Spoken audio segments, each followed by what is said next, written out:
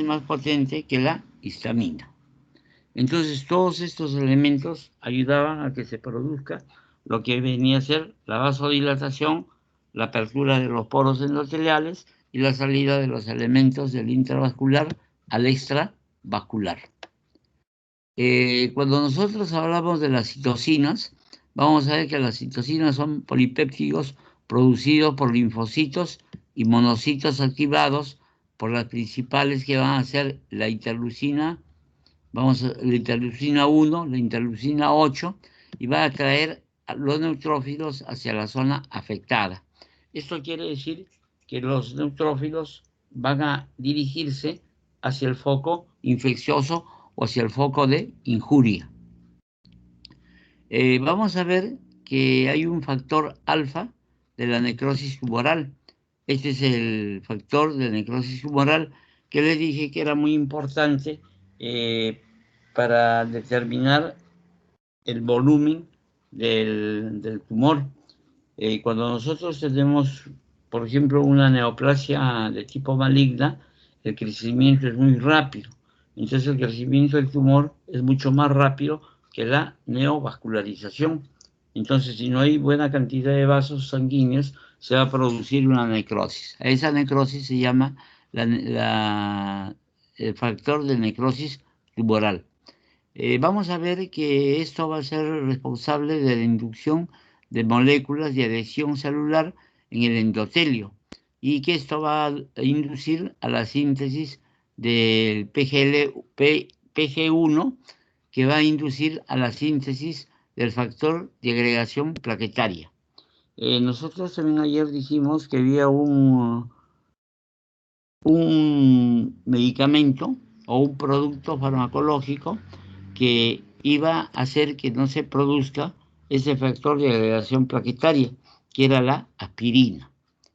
Actualmente la aspirina también se usa, pero lo que más se está usando es el N81, que viene a ser una aspirina, pero de menor concentración, dado que la aspirina iba a producir problemas de coagulación y la durabilidad después de tomar una pastilla de 100 miligramos es aproximadamente de 6 a 8 días. Tenemos el óxido nítrico, que dijimos que el óxido nítrico era un potente vasodilatador, pero el problema con el óxido nítrico es que tiene que tener la parte del endotelio completamente sana. Si, por ejemplo, un paciente que tiene un problema, por ejemplo, de diabetes mellitus, y sabemos que la diabetes mellitus va a lesionar al endotelio, entonces no vamos a poder tener un buen efecto del óxido nítrico. Acuérdense que el óxido nítrico es un potente vasodilatador. También ayer les hablé del cinedafilo, que cuando tiene el problema del endotelio no va a poder actuar como un erector del pene. Entonces ese óxido nítrico no va a funcionar. Primero hay que dar tratamiento para el endotelio antes de que se pueda ver una reacción adecuada de vasodilatación con el óxido nítrico.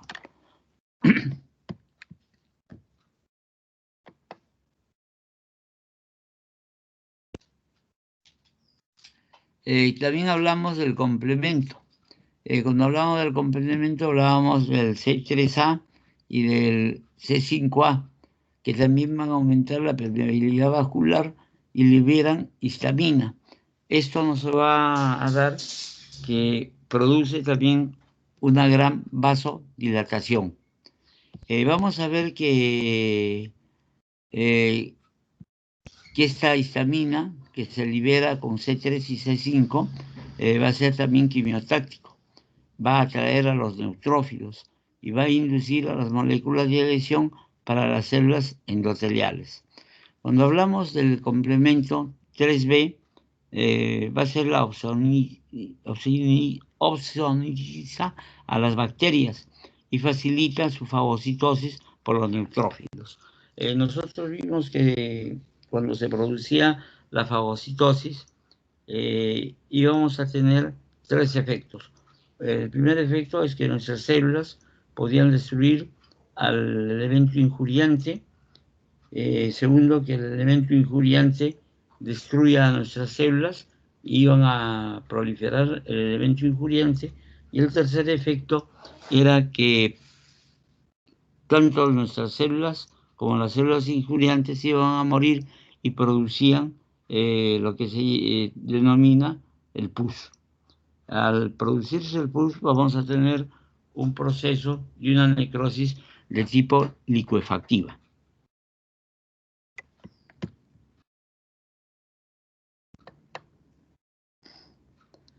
Cuando hablamos de las citocinas, vamos a tener que en las citocinas vamos a tener los polipéptidos producidos por los linfocitos.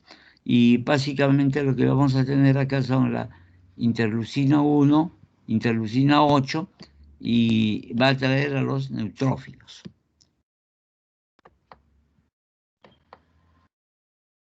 Cuando hablamos del complemento, ya dijimos que había el complemento CD3, CD5. Vamos a tener las cininas, que las cininas van a tener básicamente, va a estar activado por una proteína de coagulación que va a ser el factor de Angelman, o el factor 12, que va a estar activado y va a estimular la formación de la bradicinina, que la bradicinina va a activar al sistema del complemento. Cuando hablamos de la vía de coagulación, básicamente va a formar la fibrina, que es parte del fibrinógeno, y esto va a ser el factor 12, que es activado en el exudado inflamatorio cuando entra en contacto con el colágeno. Nosotros vamos a ver que por fuera de los vasos sanguíneos va a estimular al depósito de fibrina, y que esta fibrina va a activar al sistema de la cinina y del sistema trombolítico. Cuando el fibrinógeno se convierte en fibrina, va a formar el fibropéptido, que va a aumentar la permeabilidad vascular. Todo esto va a hacer que se produzca una mayor salida del intravascular al extravascular. Pero la salida que existe entre el intravascular al extravascular va a ser por los poros endoteliales, y la salida va a ser en forma ordenada. Si, por ejemplo, un proceso de injuria es reciente, lo primero que va a salir van a ser los elementos que componen los elementos de tipo granulocito, o sea, van a tener los neutrófilos, los eosinófilos y los basófilos, para que posteriormente, si estos elementos no combaten al elemento injuriante, se produzca la salida de los elementos agranulocíticos. Y cuando hablo de los elementos agranulocíticos, estoy hablando de los linfocitos y estoy hablando de los monocitos. Cuando hablo de los linfocitos, hablo del natural killer, del linfocito T y del linfocito B. Nosotros sabemos que el linfocito B sale maduro de la médula ósea, en cambio el linfocito T sale inmaduro, y este linfocito T va a madurar a nivel del timo. Por eso es que el linfocito T va a ser de tipo inmunológico, y vamos a tener el CD4 y el CD8, que en algunos procesos de inmunodeficiencia, como por ejemplo en el SIDA, vamos a ver que la disminución de CD4 y de CD8 va a hacer que la reacción frente al injuriante no se realice. Creo que les expliqué también ayer que cuando sucede esto, por ejemplo, en un paciente que tiene tuberculosis, el bacilo alcohol ácido resistente no va a ser reconocido por estos linfocitos y no se va a poder producir el granuloma, no va a haber la necrosis de tipo calcificante, y no vamos a tener que se va a producir una tuberculosis drogoresistente. Las tuberculosis drogoresistentes van a ser aquellas tuberculosis que no van a reaccionar al tratamiento rutinario que se hace para la tuberculosis. Y prácticamente es muy difícil detectar a estos pacientes drogoresistentes y por lo general los lleva a la muerte. Es una de las principales causas de muerte de los pacientes que son inmunodeprimidos.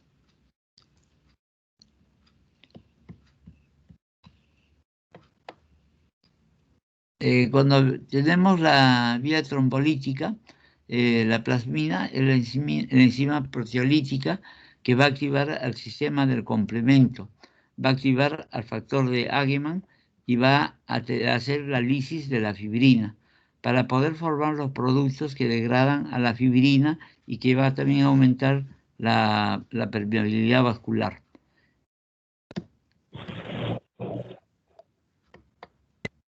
Cuando tenemos la fibrina es una proteína filamentosa, larga e insoluble. Va a formar la polimerización de las numerosas moléculas del fibrinógeno. Va a ser una proteína plasmática, va a ser precursora y soluble de menor tamaño. El fibrinógeno sale de los vasos junto con el líquido y las sales. El líquido que sale de los vasos sanguíneos va a ser el plasma. Y nosotros sabemos que el plasma viene a ser el suero más la proteína. Cuando uno se va a hacer un análisis de bioquímica, se hace en suero, o sea, se centrifuga más o menos a 3000 revoluciones el plasma y se separa las proteínas y se queda simplemente lo que viene a ser el suero. Actualmente están haciéndose muchos tratamientos con este plasma. El fibrinógeno o el líquido que sale justamente con todo el fibrinógeno va a proliferarse en filamentos de fibrina que impide la emigración de los microorganismos y forma un armazón que puede ayudar a la emigración de los neutrófilos y básicamente también de los macrófagos para que se pueda realizar el fenómeno de fagocitosis. Se debe una activación en cascada de la coagulación que se va a volver insoluble al fibrinógeno una vez que sale a la luz de la luz vascular. O sea, cuando se produce la extravasación de los elementos del fibrinógeno del intravascular al extravascular.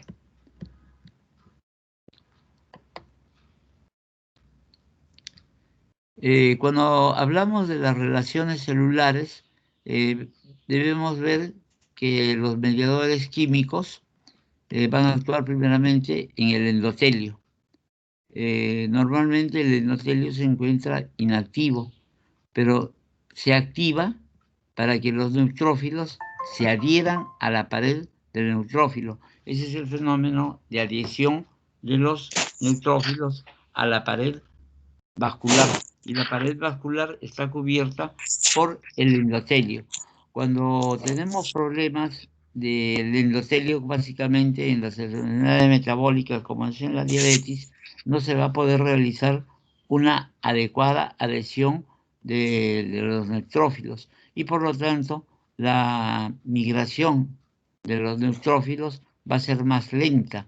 Entonces nosotros no vamos a tener una actividad de fagocitar y sobre todo para destruir a las bacterias.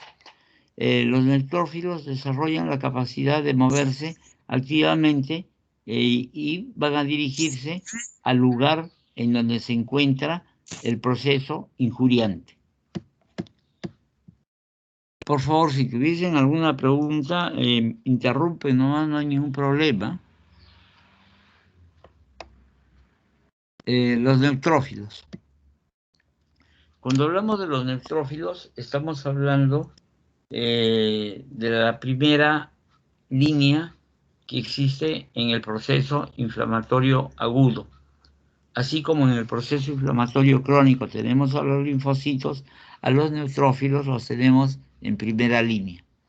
Entonces, vamos a ver que los neutrófilos van a ser las primeras células mediadoras de los efectos de la inflamación aguda.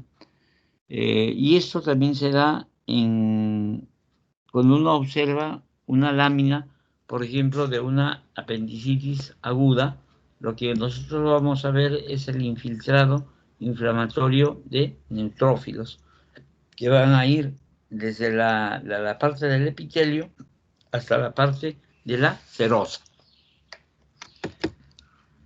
Vamos a ver que la lesión tisular es leve. Basta con los neutrófilos circundantes en la sangre. Pero esto no es tanto cierto así porque por los fenómenos de los movimientos vasculares, o sea, de la vasoconstricción inicial y después de la vasodilatación, hace que los neutrófilos se recluten.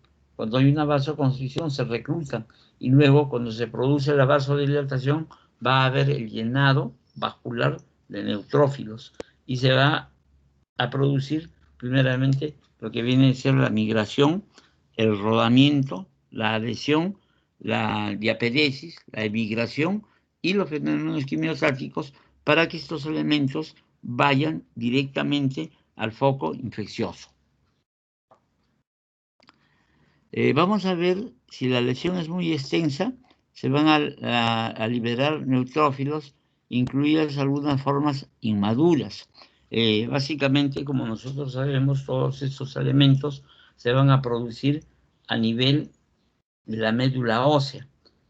Nosotros a nivel del riñón tenemos una hormona que va a inducir a la producción de los elementos formes a nivel de la médula ósea. Esa hormona actúa directamente a nivel de la médula ósea, que va a ser la eritropoyetina. Por ejemplo, en los pacientes que tienen problemas renales o en pacientes que están sometidos a hemodiálisis, se les tiene que colocar eritropoyetina en el abdomen para que puedan actuar directamente sobre la médula ósea.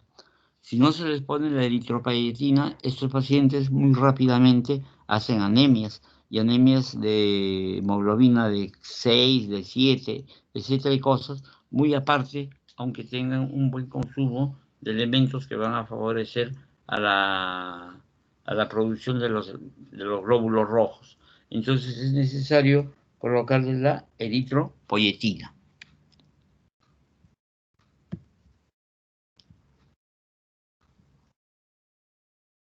Cuando, por ejemplo, a un paciente que tiene un proceso inflamatorio agudo, se le hace un hemograma, lo que vamos a tener va a ser una leucocitosis, va a tener un incremento de los leucocitos. Hay una sola enfermedad que viene a ser la fiebre tifoidea, que a pesar de que es un proceso infeccioso, va a dar una leucopenia, o sea, es una disminución por debajo de los 6.000 leucocitos.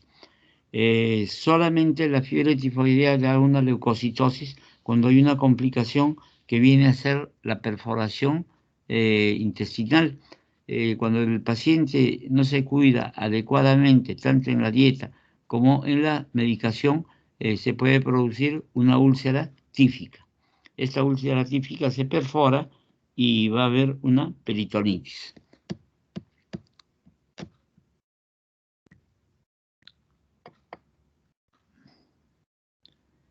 Cuando tenemos los leucocitos polimorfonucleares, o sea, los neutrófilos, esto va a poseer un gran número de gránulos citoplasmáticos. Estos gránulos citoplasmáticos lisosómicos son ricos en enzimas proteolíticas. Son capaces de destruir a las células y al material de la matriz extracelular. Va a poseer un gran potencial fagocitario. Y ya sabemos que la fagocitosis va a tener los tres efectos que hemos mencionado. Vamos a ver que va a destruir van a destruirlas también por las enzimas lisosómicas y por mecanismos que generan radicales libres. Cuando existen estos radicales libres, también es uno de los factores muy importantes para que se pueda producir la necrosis y para que se pueda producir la muerte celular.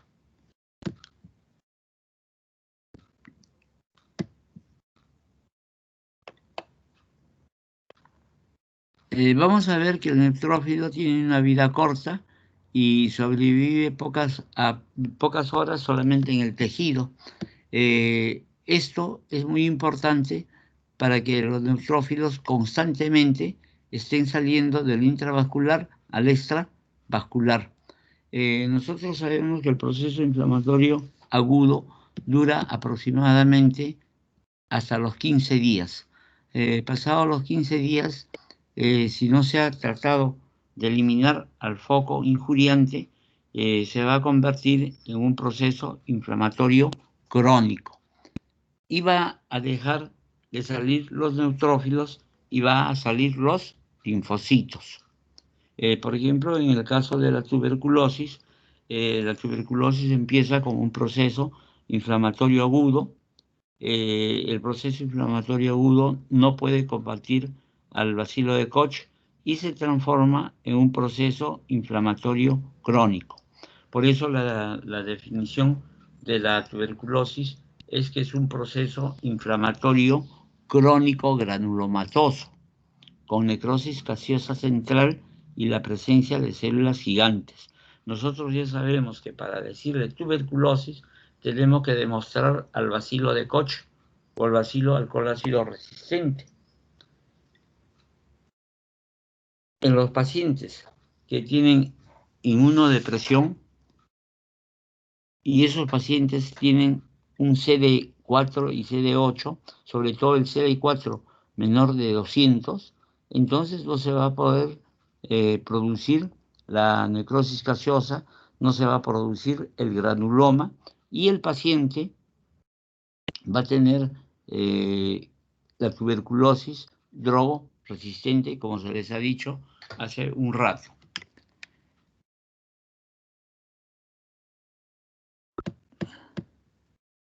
Los neutrófilos al morir van a liberar enzimas lisosómicas y hemos dicho que estas enzimas lisosómicas van a estar en el tejido circundante y que pueden afectar fuera de la célula.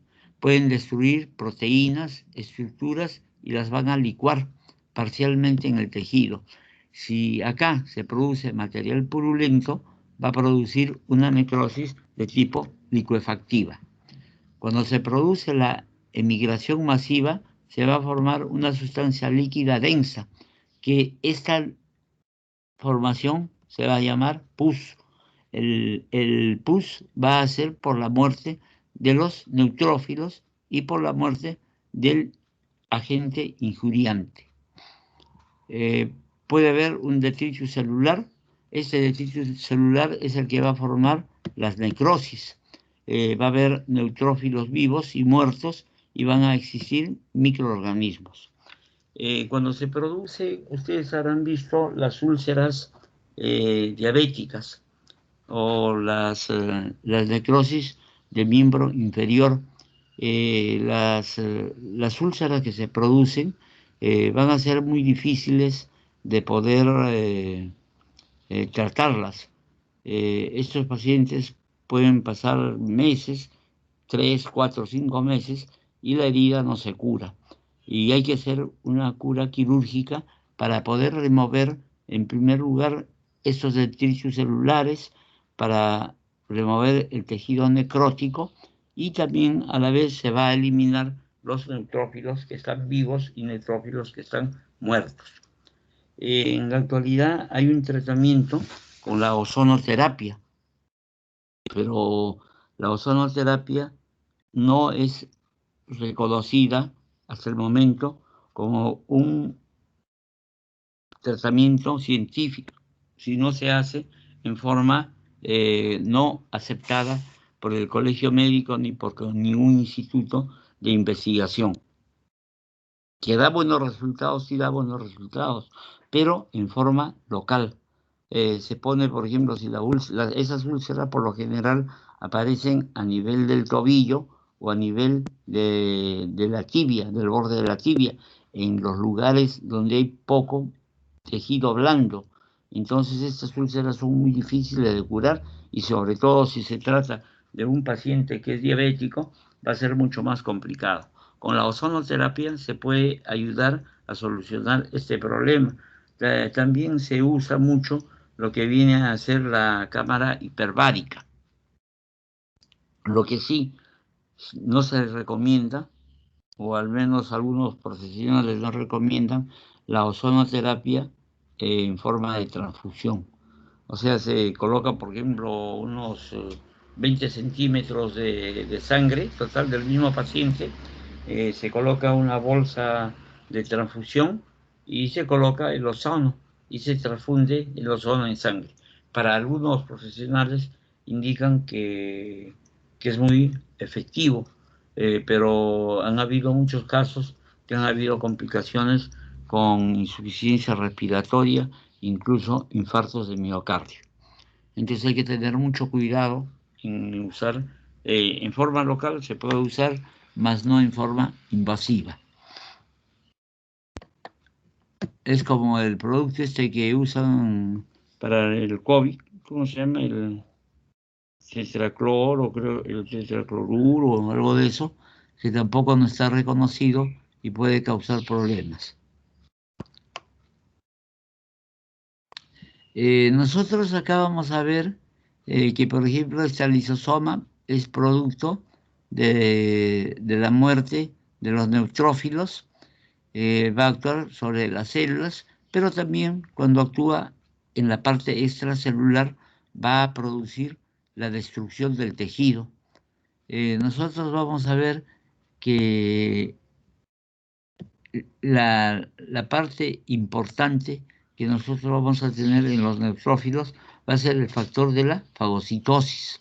Entonces nosotros cuando tenemos la fagocitosis vamos a tener, por ejemplo, imaginemos que eso es el elemento injuriante, este es el neutrófilo y va a fagocitar, lo lleva dentro del interior de la célula.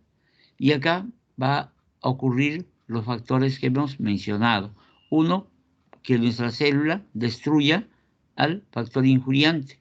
Y si lo destruye el factor injuriante, ya no se va a poder replicar este factor injuriante y va a terminar la infección y todo se curará en un proceso inflamatorio agudo. El segundo factor, vamos a tener que el elemento injuriante destruya a nuestra célula. Si destruye nuestra célula, va a tener la oportunidad de replicarse el agente injuriante, o sea, se va a reproducir y se reproduce en una cantidad tremenda. Y, lógicamente, la infección va a pasar de un proceso inflamatorio agudo a un proceso inflamatorio crónico.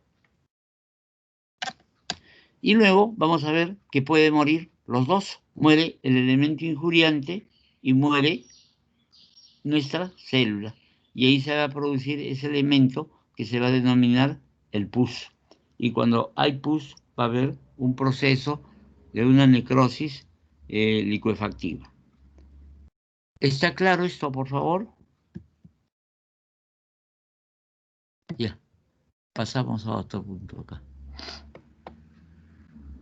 Cuando tenemos la activación endotelial, al endotelio se le ha denominado como el mayor órgano endocrino del cuerpo. Nosotros sabemos, por ejemplo, que la parte de endocrinología es el funcionamiento de las hormonas. Y las hormonas van a ser elementos que son producidos por las glándulas endocrinas. Y estas hormonas van a actuar directamente sobre un órgano. A ese órgano se va a llamar órgano blanco. Por ejemplo, nosotros tenemos una glándula madre, una glándula reina, que es la hipófisis. Esta hipófisis segrega una serie de hormonas que van a actuar sobre diferentes partes del cuerpo. Por ejemplo, la hormona estimulante de la tiroides. Produce la hormona estimulante de la tiroides y esa hormona va a actuar sobre un órgano blanco. El órgano blanco es la tiroides. Si produce, por ejemplo, la hormona estimulante de la suprarrenal, el órgano blanco será la suprarrenal.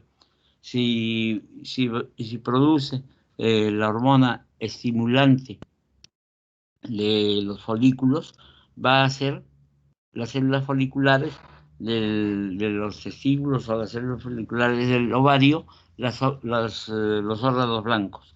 O sea, la hormona va a actuar directamente y va a viajar por vía sanguínea hasta el órgano blanco. ¿Con qué finalidad va al órgano blanco? Para que lo active, para que produzca mayor cantidad de hormonas. Por ejemplo, en el caso de la tiroides, producirá T3 y T4, pero siempre y cuando exista a nivel de la tiroides yodo. Si no hay yodo, no va a producir T3 ni T4. ¿Y en qué alimentos se encuentra el yodo? A ver, algún alumno que quiera participar, por favor, que no tengo el listado. A ver, Lisette, designa a un compañero para que nos diga qué, qué alimentos tiene yodo. La sal yodada. La sal yodada. La sal yodada se le tiene que echar yodo para que sea sal yodada. Antes no había sal yodada y en la sierra las mujeres sobre todo presentaban un tumor en el cuello que se le llamaba bocio. A raíz de que había mucha patología de ese tipo, porque en la sierra y a veces también acá en la misma costa no encontrábamos la sal yodada, ¿no? Entonces solamente era la sal.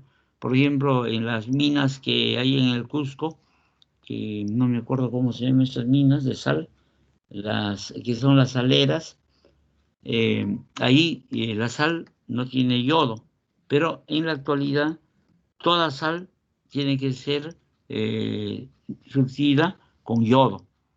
Pero hay un alimento natural que tiene yodo, que es un alimento rojito, redondito, que se come crudo. Ya mejor le digo el nombre, el rabanito. El rabanito, comer un rabanito cada 15 días, tiene la cantidad suficiente para poder tener el yodo suficiente para que su glándula tiroides comience a funcionar adecuadamente, siempre y cuando sea estimulada por la hipófisis. El óxido nítrico nosotros hemos visto y juntamente con la prostaglandina va a ser un gran vasodilatador. Se va a producir la relajación vascular y va a inhibir la agregación plaquetaria. Casualmente el producto ese que les hablaba ayer del cinelafilo va a activar al óxido nítrico y produce la erección, pero siempre y cuando la parte del endotelio esté sano. Si el endotelio no está sano, así aunque se tomen 2, 3 cinelafilos, no pasa nada. Al contrario, les puede venir un paro, pero un paro cardíaco. Tenemos que también la endotelina, el tromboxano A2 y la angiotensina 2 van a producir la constricción vascular. Vamos a tener que el factor de agregación plaquetaria, vamos a ver que estimula la formación de inhibidores, sustancias similares a la heparina. Nosotros sabemos que la heparina va a producir un anticoagulante. El problema es cuando uno toma aspirina, la aspirina se demora mucho para metabolizarse. Entonces, las personas que consumen aspirina, la aspirina de 100, tienen un accidente, van a sangrar. Y a esos pacientes no se les puede hacer una cirugía de emergencia. Se les tiene que indicar que dejen de tomar la aspirina por lo menos 10 días.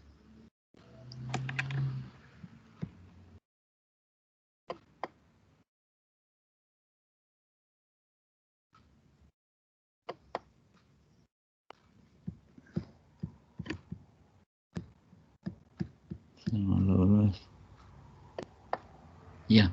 El factor, el factor de agregante plaquetario también vamos a ver que se deriva de los lípidos y va a aumentar también la permeabilidad vascular con la síntesis del óxido nítrico. Va a estimular la vasodilatación y hace que se exprese más las moléculas de adherencia celular. La interleucina 1 y el factor de necrosis tumoral aumenta la expresión de las moléculas de adherencia en el endotelio, sobre todo la P-selectina.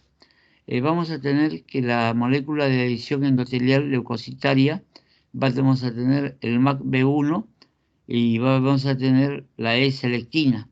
Esta va a estimular a la adhesión de los neutrófilos. Si nosotros nos acordamos lo que dijimos, que el fluido sanguíneo normalmente es por la parte central del vaso sanguíneo. Va a ser un fluido laminar. Cuando se produce alguna alteración a nivel del endotelio o hay activación endotelial, va a producirse primeramente la migración, o sea, de la parte central pasa a la parte periférica, o sea, a la pared del vaso sanguíneo. Va a comenzar a producirse la rotación a nivel de la pared de los elementos formes. Se va a producir la adhesión a la pared endotelial y después de la pared endotelial, los poros endoteliales se van a aperturar, se van a abrir, se va a producir la diapedesis y de ahí se produce la emigración. Entonces, cada uno de estos factores, como estamos viendo, va a tener un estímulo que son llamados los mediadores químicos. Vamos a ver que la molécula de adhesión intercelular o el 1-MAIC1 va a estimular la adhesión de los neutrófilos y de las células linfoides. Sabemos que los neutrófilos representantes del proceso inflamatorio agudo y los linfocitos de la célula del proceso inflamatorio crónico.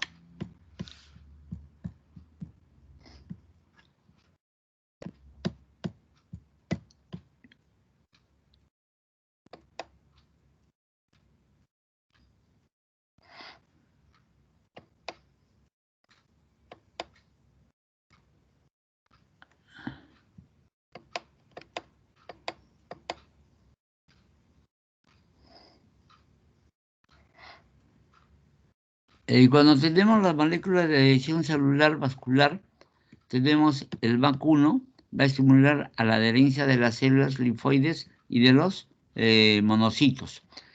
Cuando nosotros hablamos de los monocitos se denomina así cuando están en el intravascular. Por eso aquí hablan de monocitos, a la adherencia de las células linfocíticas y monocíticas. Estas dos son representantes de lo que viene a ser el proceso inflamatorio hipocrónico. Cuando estos monocitos salen del intravascular a la extravascular, se van a llamar los macrófagos o los fagocitos. Vamos a tener el fragmento C5A del complemento, que va a inducir a una mayor expresión de las moléculas de adhesión celular. Tenemos las partes complementarias en los neutrófilos, que es el complemento CD11 y CD18. El endotelio se modifica para producir los factores vasoactivos. Sobre todo tenemos el factor de integración plaquetaria. Vamos a tener al óxido nítrico y así como para hacer pegajoso a los neutrófilos, para que se puedan adherir y puedan migrar del intravascular al extravascular.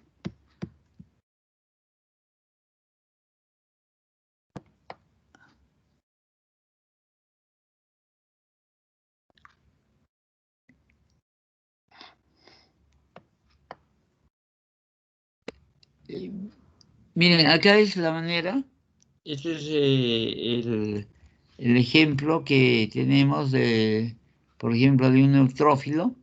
El linfocito es redondito, casi no tiene citoplasma. Este es un neutrófilo.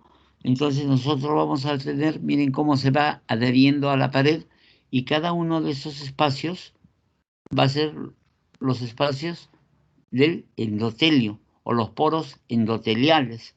Acá va a actuar directamente la interleucina A, el factor de necrosis tumoral va a actuar sobre este endotelio y hace que los poros se abran y pueda comenzar la diapelesis, o sea, el pasaje del neutrófilo por este espacio, para que pueda producirse la salida hacia la parte del tejido conjuntivo y se va a dirigir hacia la zona del proceso inflamatorio o el proceso injuriante.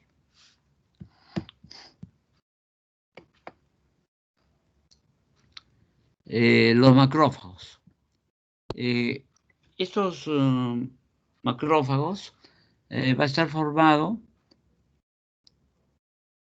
básicamente por la derivación de los monocitos. Nosotros dijimos por todo lo que está dentro del intravascular, los agranulocitos va a ser los linfocitos, que van a ser 3, hemos dicho, ¿no? El linfocito T, el linfocito B y el natural killer. El linfocito B sale maduro y se va directamente a los ganglios o a los órganos linfoides.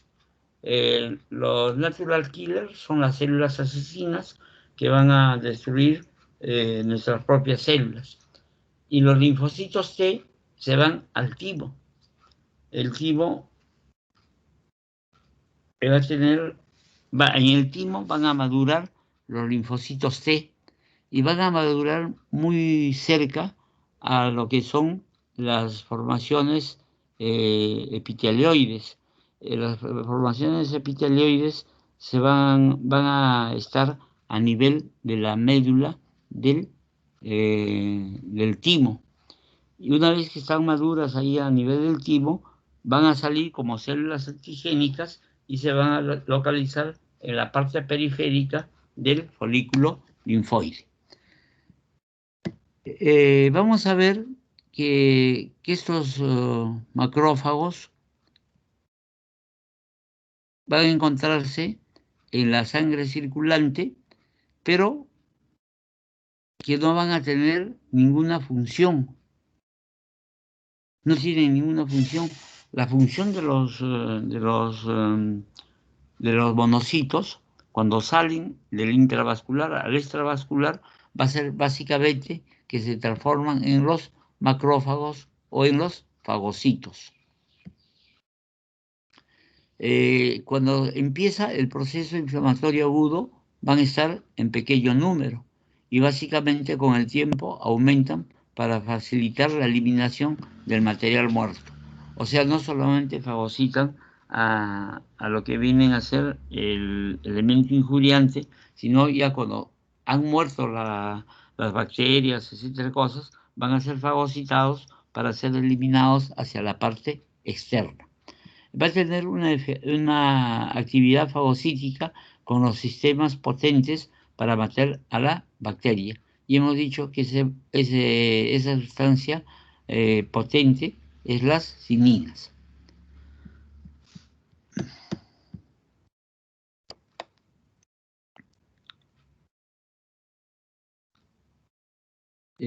Vamos a ver que tiene una capacidad metabólica de un poder oxidativo.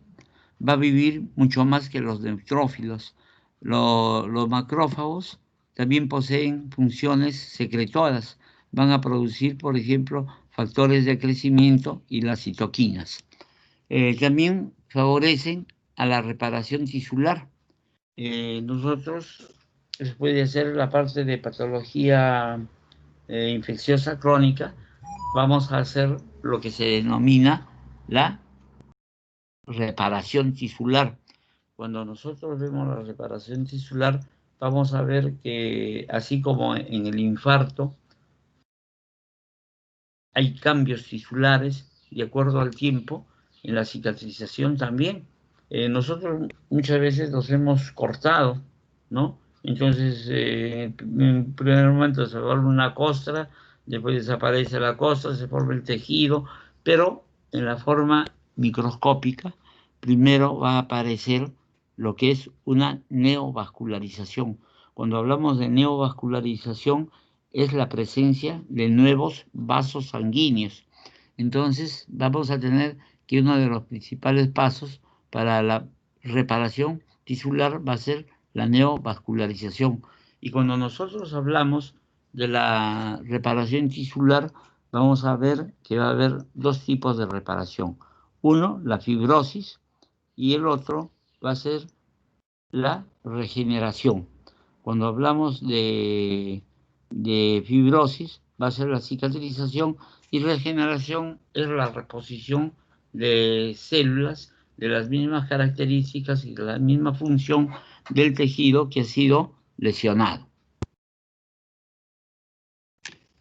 Por lo general, cuando hay procesos inflamatorios agudos, se va a producir una regeneración, y cuando hay un proceso de tipo inflamatorio crónico, se va a producir una fibrosis.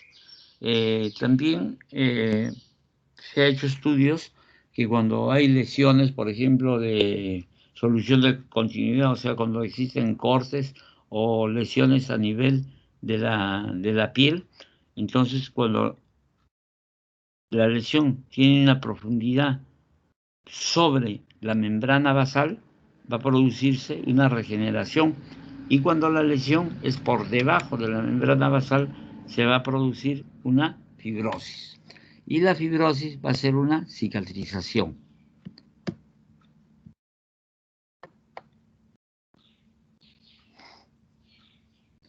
Tenemos acá, por ejemplo, esta lámina ya es conocida por ustedes. Vamos a tener una inflamación purulenta, vamos a tener, por ejemplo, gran cantidad de neutrófilos y hay material purulento. O sea, si hay una formación purulenta, vamos a tener una necrosis de tipo licuefactivo. Cuando tenemos una inflamación de tipo fibrinosa, por ejemplo, podemos tener en el corazón, y esto de acá, lo que están viendo medio rosado, esto va a ser la fibrina, sobre todo a nivel del pericardio o a nivel de las válvulas cardíacas.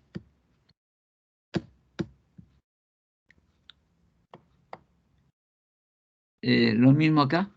Nosotros podemos reconocer que acá están los alvéolos. Entonces, si yo veo alvéolos, voy a decir, esto es un pulmón, y acá vamos a tener un bronquio. Entonces nosotros vamos a decir, esto es una bronconeumonía. Si no hubiese componente inflamatorio en el bronquio, solamente diríamos que es una neumonía. Y la neumonía también es una necrosis de tipo licuefactiva.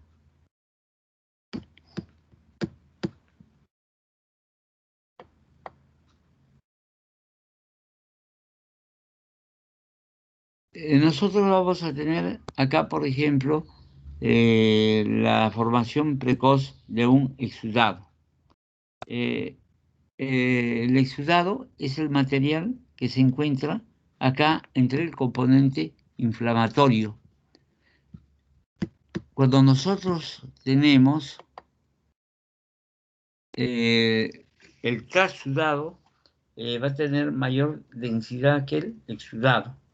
Entonces, por medio de la densidad, nosotros podemos determinar si es un exudado o si es un trasudado. Bueno, hemos concluido. No sé si tienen alguna pregunta. ¿Alguna pregunta, por favor? La próxima clase hacemos inflamación crónica, y si no se alcanza el tiempo, hacemos también lo que viene a ser la parte de reparación. ¿Alguna pregunta, por favor?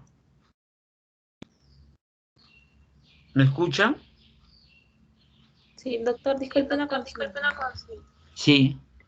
¿Cómo Dígame. diferenciaría yo una Sí. inflamación serosa de una fibrinosa? Ya. Principalmente cuando tiene un valor mayor de 1020, pero eso ya haciéndole el análisis, ¿ah? Va a ser, sí, claro, una tiene si mal no me equivoco, 1008 y el otro tiene 1020. Entonces, uno va a reconocer que va a ser, sea fibrina o no va a ser fibrina. Es tan similar como se hace, por ejemplo, en las glándulas salivales. Hay glándulas salivales que van a tener una secreción serosa y van a tener una secreción mucosa, o va a tener una secreción cero mucosa. Es lo mismo acá, pero cuando nosotros vamos a ver a la fibrina por lo general se va a encontrar a nivel de los vasos sanguíneos y a nivel de las válvulas cardíacas. En los vasos sanguíneos, como hemos dicho hace un rato, se va a encontrar lo que se va a llamar las vasculitis, y hay una vasculitis fibrinosa. En el corazón, también a nivel de las valvas, va a haber una formación de fibrina que va a formar como unos nódulos o cordones que van a impedir la lesión de que se está produciendo por la injuria bacteriana, o también puede haber injurias no bacterianas. Pero lo más seguro es por medio del análisis. Creo que está acá, perdón un ratito. Voy a...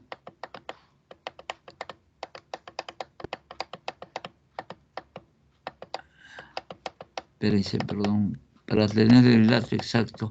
Es 1020, acá creo que está, perdón.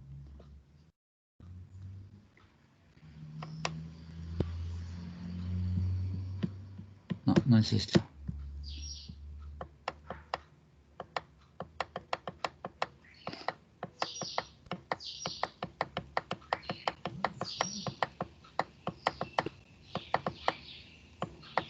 Aquí está el exudado, perdón.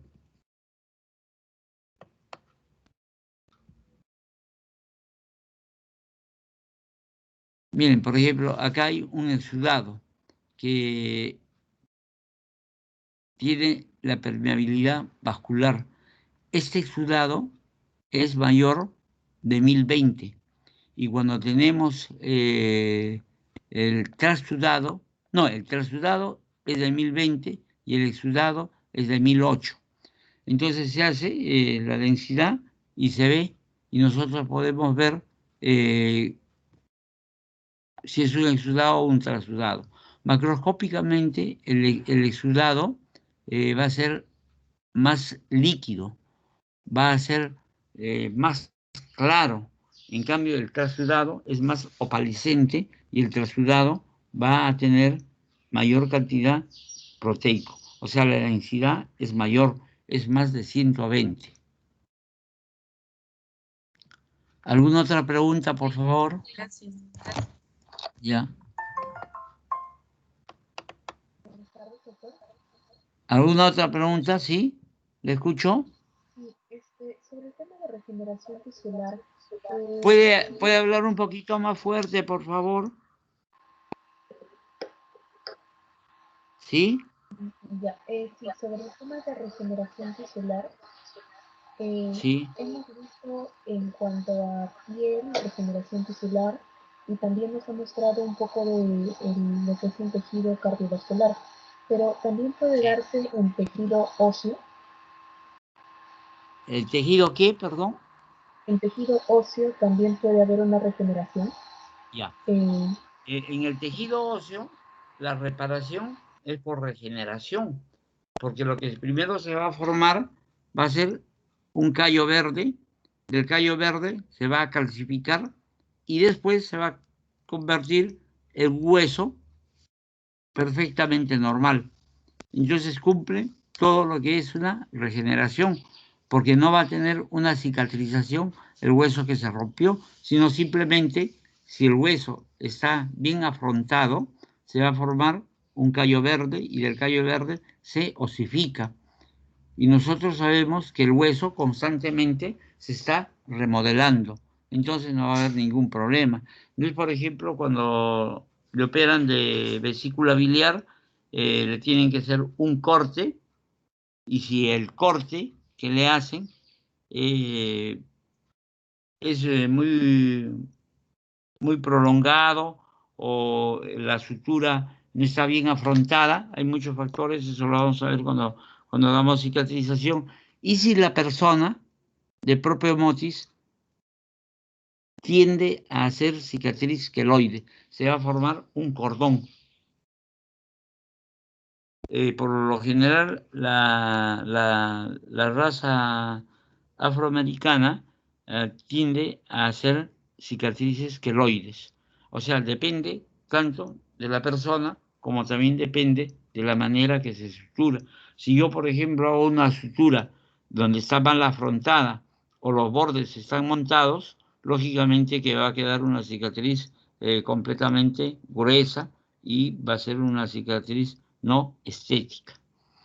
Por eso es que cuando se hace cirugía plástica, no se hace la sutura común y corriente, se hace una sutura que se llama intradérmica, en donde se cose por la parte interna, para que no se vea.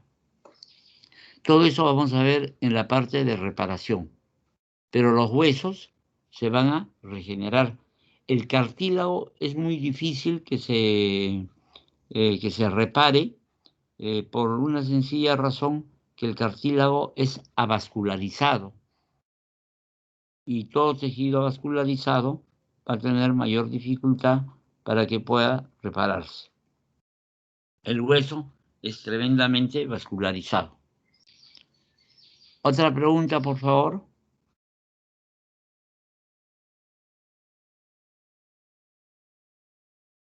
Bueno, si no hay más preguntas, la delegada Lisette, Doctor, me ya, parece que un compañero ha levantado la mano. No sé si a desea ver, participar Carlos yo no González. veo nada de eso, de lo que están levantando la mano. A ver, ya que hable Eh, nomás. Buenas sí, tardes. hablen chicos si quieren Sí, participar. buenas tardes, dime. Buenas tardes, doctor. La ¿Tu consulta va nombre? Carlos González, doctor. Ya, dime. Doctor, la pregunta va en relación bueno, a la enfermedad del COVID-19. Se dice que el COVID-19 es una respuesta inflamatoria exacerbada, no tanto así que lo catalogan como una tormenta de citoquinas. Entonces, Claro, la pregunta va en relación a eso. ¿Por qué el cuerpo ya deja o sea, de tener un control ante esa respuesta inflamatoria, tanto así que le produce pues una injuria al propio organismo? A eso va la pregunta. ya, ya. Mire, eh, quizás no hemos tocado ese punto, pero todo proceso inflamatorio no va a ser beneficioso para nuestra salud. Pueden haber procesos inflamatorios que nos producen hasta la muerte. Por ejemplo, un proceso inflamatorio podría ser una reacción de hipersensibilidad. Cuando se produce una reacción de hipersensibilidad, va a haber una gran cantidad de elementos que van a producir un broncoespasmo. Y al producir el broncoespasmo, el paciente va a morir asfixiado porque no va a poder respirar. Entonces, no creas que el proceso inflamatorio, si no se controla inmediatamente, antes que pasen los 10 minutos, no se va a poder disminuir ese control.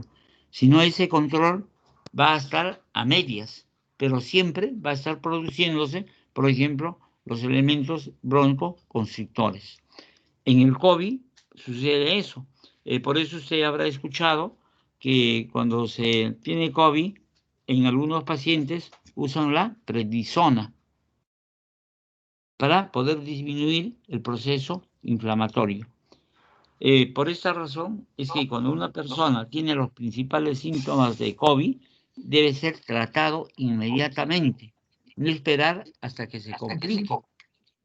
Y aparte de eso, no solamente es por la reacción inflamatoria, por las citocinas, sino también es importante mencionar que produce microtrombos. Y esos microtrombos no solamente se producen a nivel pulmonar, se puede producir a nivel del cerebro.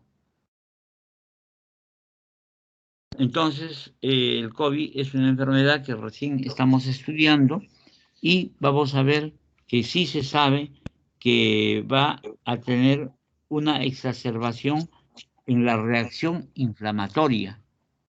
Entonces, todo exceso en un proceso inflamatorio va a producir daños. Como le estoy explicando, por ejemplo, a nivel de la eh, de, de los problemas que puede existir en el broncoespasmo. Por ejemplo, en el lupus eritematoso. También hay una enfermedad que se exacerba el proceso inflamatorio. No se puede controlar. Esa es la razón. Gracias, ¿Alguna doctor. otra pregunta? Ya, ¿hay alguna otra Doctor, pregunta? doctor, ¿Sí? ¿me escucha? Sí, le escucho. Doctor, la fibrosis y la cicatrización, el, el libro La de Robin se cicatrización es por la separa. fibrosis. No, claro, claro, pero esas dos no son sinónimos, ¿cierto? Porque tienen una distinción cada una de otra. Mira, cuando nosotros tenemos una herida, por ejemplo, te cortas el dedo, ¿no es cierto? Si el corte ha sido solamente antes de la membrana basal, lo que vas a tener es una regeneración. O sea, vas a tener nuevamente una piel igual y no va a tener nada de cicatriz. La cicatriz es la parte fibrótica, es prácticamente lo que va a unir los bordes. Esa es la cicatriz, la fibrosis. Cuando esa cicatriz, por ejemplo, es muy prominente, se llama queilosis, que también es una fibrosis, pero muy aumentada en su volumen y en su tamaño. Cuando Claro, nosotros, pero también hay momentos en que uno, por ejemplo, tiene una enfermedad crónica y siempre se está dañando el tejido, pero a nivel superficial. Entonces, el organismo va a crear bastante colágeno y va a reemplazar esas células superficiales por, por, por células fibróticas, por tejido por colágeno y va a tener fibrosis, ¿no? No necesariamente va a tener que ser un mira, corte que pase la si membrana. si tú me hablas de fibrosis, el tejido fibrótico, ¿qué es? Colágeno, Es parte del tejido conjuntivo. claro. Entonces no es que se cambia a otro tejido, porque todo es tejido conjuntivo. La diferencia en la reparación se llama el fenómeno de nuevamente recuperar la continuidad del tejido, se llama reparación. Y la reparación puede ser de dos tipos. Uno, la cicatriz, y dos, va a ser la regeneración. Regeneración, como te vuelvo a repetir, es nuevamente tener el tejido que antes se tuvo con la misma función y las mismas características. La fibrosis es cuando, por ejemplo, pasa la membrana basal y va a haber acúmulo de fibrosis. Y histológicamente, cuando tenemos una fibrosis o una cicatriz queloide, en la zona de la cicatriz no va a haber primeramente folículos pilosos, no va a haber células sudoríparas. Entonces solamente es un tejido conjuntivo homogéneo que se va a llamar una fibrosis. A eso se llama fibrosis. Pero para que se llegue a la fibrosis tiene que pasar por varias etapas. Y esas etapas ya han sido estudiadas, que por ejemplo, para que se produzca la neovascularización, tiene que pasar las 24 horas de haber producido la solución de continuidad. A las 48 horas ya va a haber la formación de colágeno y luego va a ir produciéndose hasta que se produzca la cicatrización, o sea, la formación del tejido fibrótico. Y van a haber también patologías de la cicatrización, como por ejemplo puede ser las falsas cicatrizaciones. Muchas veces cuando el paciente tiene una disminución grande de proteínas, no va a ser una cicatriz bien consolidada. Entonces esa cicatriz se puede volver a abrir. Después de una cirugía, si el paciente tiene una hipoproteinemia, entonces la cicatriz se puede abrir con un pequeño esfuerzo. Por eso es que ustedes habrán visto que a los pacientes que antes, más que todo antes se les operaba a cielo abierto, se les hacía una cicatriz, los vendaban. Más que todo los vendaban por cuestión psicológica, para darle mayor confianza al paciente, para que no piense que se le abra la herida, porque en muchos casos, cuando hay heridas defectuosas o cicatrices defectuosas, se van a abrir las heridas y se produce una eventación o se produce la salida de los órganos internos. Entonces, esa es la razón. Pero en realidad la cicatriz viene a ser la fibrosis. No es cicatriz, por ejemplo, la costra que aparece en una solución de continuidad. La costra es parte de lo que viene a ser la reparación tisular. ¿Conforme? Doctor, yo lo digo porque en el libro Robbins habla sobre cicatrización de primera intención, de segunda intención, y aparte Claro, habla sobre exactamente. fibrosis del tejido parenquimatoso. Usted mismo lo está diciendo. Cuando hablan de cicatriz, hablan de cicatrización de primer orden. Es la primera vez que, por ejemplo, se trata una herida y esa herida se abre. Entonces se tiene que pasar a una cicatrización en segundo tiempo. Pero no es que ya se forma una cicatriz perenne. Si usted afronta mal los bordes, es muy posiblemente que no se pueda producir la cicatrización. Claro, O sea, yo lo entiendo, está bien, ya. Entonces, ahí hay que hacer nuevamente el corte por donde se ha hecho la primera cicatrización en primera intención y tratar de afrontar los bordes en una segunda intención. En muchos casos se tienen que dejar los puntos o se tienen que colocar puntos de alambre para que puedan sostener el tejido, porque en el caso contrario, con un menor esfuerzo, se vuelve a abrir y esas se llaman también las falsas cicatrizaciones o las cicatrizaciones mal consolidadas. Pero eso lo que en Robin hablan de un primer tiempo y segundo tiempo es porque la cicatriz se ha abierto. ¿Y eso lo dice ahí? ¿Alguna otra pregunta? Mi duda iba para la fibrosis, porque hablan de enfermedades crónicas. Entonces, claro, la enfermedad crónica hace inflamación y daña el tejido del borde epitelial. Claro. Entonces, ¿qué pasa? No daña la membrana basal, pero daña el tejido del borde epitelial, pero lo daña tanto y tan continuamente que entonces Que no el tejido conjuntivo va a cambiar ese tejido epitelial y va a producir fibrosis.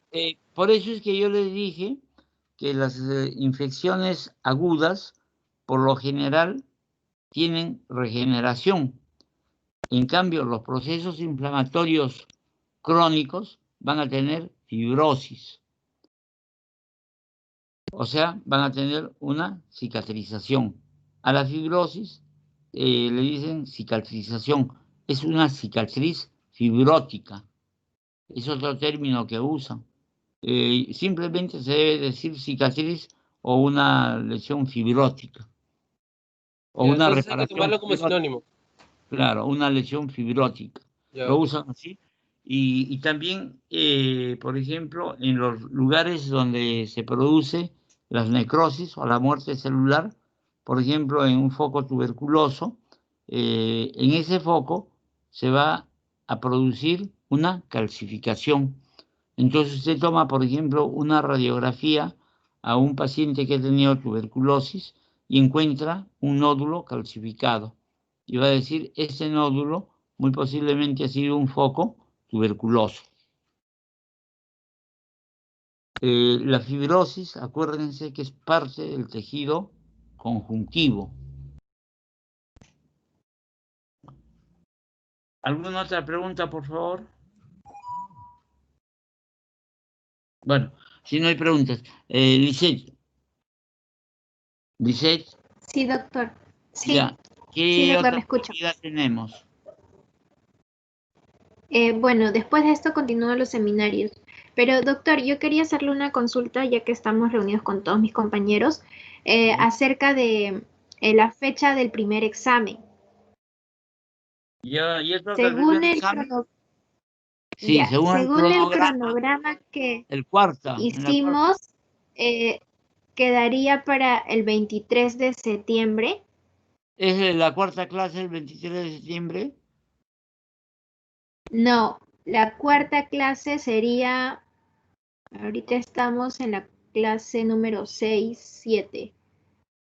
Bueno, ya pasamos la cuarta clase, pero Ya pasamos a la en cuarta todo clase. caso sería, sí, porque ya ¿Cómo? hemos tenido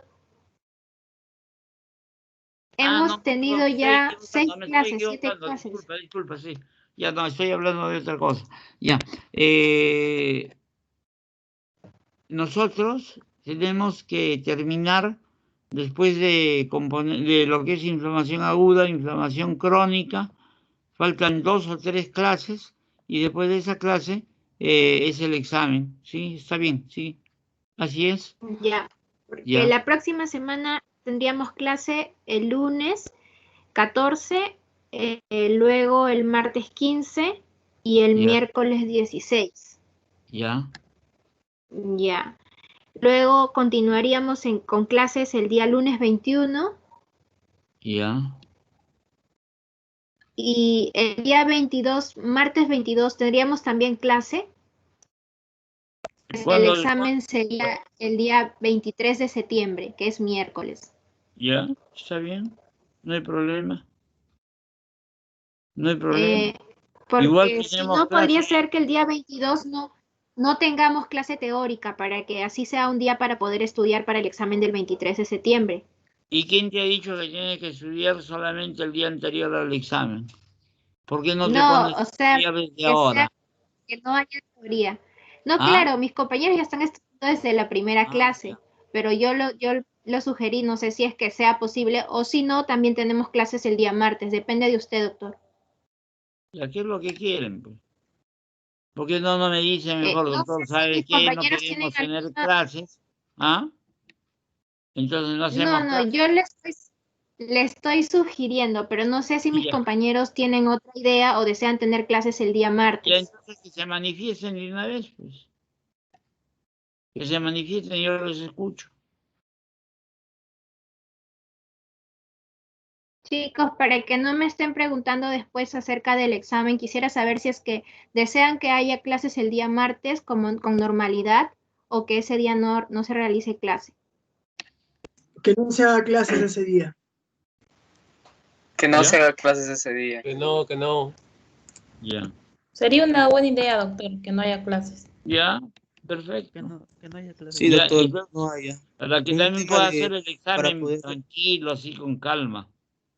Porque estamos al día, doctor, como estamos avanzando. No, sí, estamos más bien adelantados. Ya, Doctor, una pregunta. entonces, dime. Doctor, ¿hasta qué tema va a venir? ¿Ah?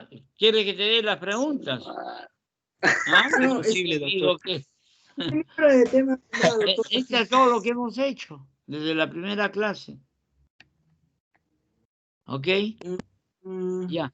¿Hasta qué clase va a ser, doctor? ¿Sería hasta la clase de Hasta la inflamación clase que se hace el crónica? día lunes.